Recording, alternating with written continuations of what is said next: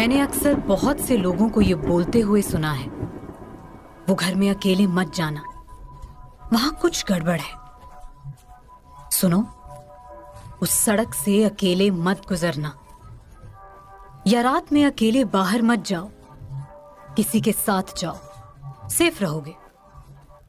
और यकीन मानिए, मैं भी आज तक यही मानती थी कि हमें अकेले खतरा है, या ये भूत प्रेत आत्माएं ये सब हमें तब परेशान करती हैं जब हम अकेले होते हैं। आप लोग भी यही मानते हो ना? लेकिन आज के भयम के एपिसोड के पैरानॉर्मल एक्सपीरियंसेस सुनने के बाद आपका इन बातों से विश्वास उठ जाएगा।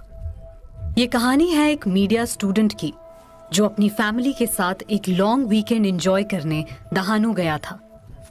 दहानू मुंबई के पास एक वेकेशन डेस्टिनेशन है जहां कई लोग अक्सर वहां के बीच के पास एक कूल और रिलैक्सिंग छुट्टियां बिताते हैं। ये जो कहानी है ये एकदम लाइव एक्सपीरियंस किया है मैंने। तो कहानी कुछ इस कदर है कि हम लोग कोई एक आने वाले लंबे वीकेंड की प्लानिंग पहले से कर रहे थे एंड हमने डिसाइड किया कि कहीं चलते हैं, कहीं स्टे करके आते हैं 1-2 दिन के लिए। करते करते वी लैंडेड अपॉन दहानू। हंसते खेलते गाना गाते हुए पहुंचते हम दहानू। तो हम पहुंचते हैं उस होटल पे, जाकर देखते हैं कि वहाँ पे और कोई और गाड़ी खड़ी नहीं है। मैनेजर भी जो है एक मरियल्स आदमी हमें कहता है कि सर इस होटल में कोई रूम सर्विस नाम की ऐसी चीज़ है नहीं वैसे, क्योंकि होटल बहुत ही नया है और फिलहाल इस होटल में और कोई रुक नहीं रहा। जब हमको रूम तक ले गया तो हमें काफ़ी अच्छा लगा क्योंकि रूम्स वर वेरी नाइस। खैर, तो हम निकलते हैं। हम आगे जाके वहाँ पे बहुत ही पॉपुलर सा एक सी फूड जॉइंट है, वहाँ पे हम बैठकर मस्त क्रैब वैब तोड़ रहे हैं, अच्छा खासा खाना खा रहे हैं। तो हमने गाड़ी कर्ब पे लगाई थी ऑन द सी साइड। तो मतलब हम लोग जहाँ पे बैठे खाना खाने, हमारे सामने हमको दिख रही गाड़ी लगी हुई है हमारी। हमने खाना खत्म किया, ऑलमोस्ट 1-1.5 घंटा खाना वाना खा के आराम से उठे। हम उठकर गाड़ी तक जाते हैं, जाकर देखते हैं गाड़ी के सारे टायर पंचर हैं, चारों टायर पंचर है। बड़ी मशक्क़त के बाद हमें कोई पंचर वाला मिलता है, वो आके चेक करके बोलता है सर आपके चारों टायर में कोई कीला या कांच का टुकड़ा नहीं है, किसी ने आपका हवा निकाल दिया है। हवा निकाल दिया है? कौन हवा निकालेगा भाई, रास्ते पे खड़ा किया था, हमको दिख रहा है दिन दहाड़े। कोई बच्चा भी अगर मजाक करता है तो एक तो चारों टायर का हवा निकालने का टाइम तो है नहीं, कोई तो बंदा उसको टोकता ही है, हमको दिखाई देता।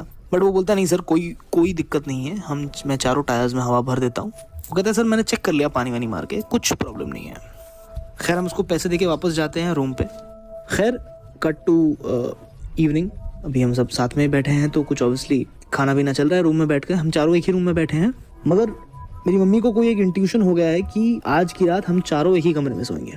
पापा कह रहे हैं आप पागल हो क्या, मतलब इतना पैसा दे चुके हैं हम 2 रूम्स का, कोई एक रूम में सोता है, कैसे सोएंगे, सबको तकलीफ हो जाएगी। मम्मी कह रही है नहीं मुझे ठीक नहीं लग रहा, हम चारों एक ही रूम में सोएंगे, अलग अलग रूम में नहीं सोएंगे।